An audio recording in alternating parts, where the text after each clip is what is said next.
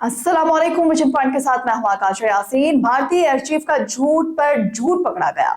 आज हम बात करेंगे भारतीय फजाइया के सरबराह के हालिया बयान पर, जो उन्होंने ऑपरेशन सिंदूर के हवाले से दिया। यह बयान किसी पेशावर फौजी तज्जियत से ज्यादा एक ऐसी कोशिश मालूम होता है जिसका मकसद अपनी नाकामियों पर पर्दा डालना है। फजाइया के सरबराह ने बड़े बड़े दावे किए, तवील तरीन अहदाफ को निशाना बनाने, पाकिस्तानी असासों पर कारी जर्ब लगाने, एयरफील्ड्स और रिडार सिस्टम्स को तबाह करने के बयानात दिए गए। मगर नाज़रीन, इन दावों के साथ कोई ठोस शवाहिद पेश नहीं किए गए।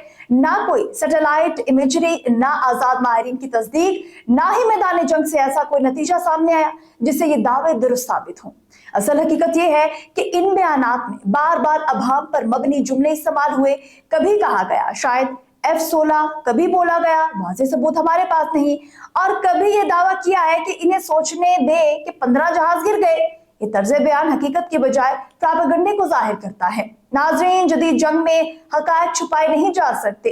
तस्वीरी शवाहिद, आजाद तज्जिये और जंग के नताइज सब कुछ वाजे कर देता है, लेकिन भारत की तरफ से ऐसी कोई तस्दीक सामने नहीं आई। अगर वाकई भारतीय फजाइया ने पाकिस्तान के कई एयरबेस, रडार और जंगी तैयारे तबाह किए होते तो मैदान जंग में भारत को बासानी फजाई बालादस्ती हासिल हो जाती। मगर हमने देखा कि ऐसा कुछ भी नहीं हुआ। इसके बरक्स भारतीय हुकाम के बयानात में तजाद रहा।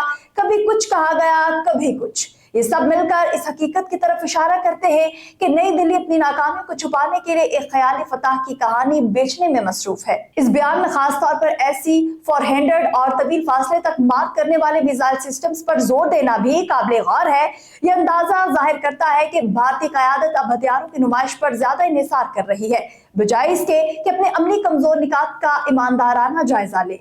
ऑपरेशन सिंदूर ने भारत की हिकमत अमली, कमांड एंड कंट्रोल और अमली तरबियत की कमजोरियां पूरी तरह अयान कर दी हैं। नाज़रीन, असल फौजी पेशावराना रवैया ये होता है कि नाकामियों के सबक सिखाए जाए, अपनी खानियों को तस्लीम किया जाए और मुस्तकबिल के लिए बेहतर हिकमत अमली तैयार की जाए।